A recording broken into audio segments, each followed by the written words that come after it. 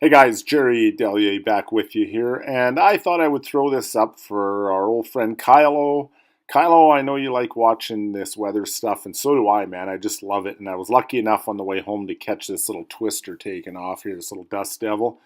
I wish I could have caught just the start of it. I was rolling up, man. I pulled my truck over and jumped out, got my phone ready as quick as I could, and this is what I caught. But just prior to that, there was a beautiful column right in the center of this parking lot. Sorry I missed it, you guys, but Kylo, thought you'd enjoy this one.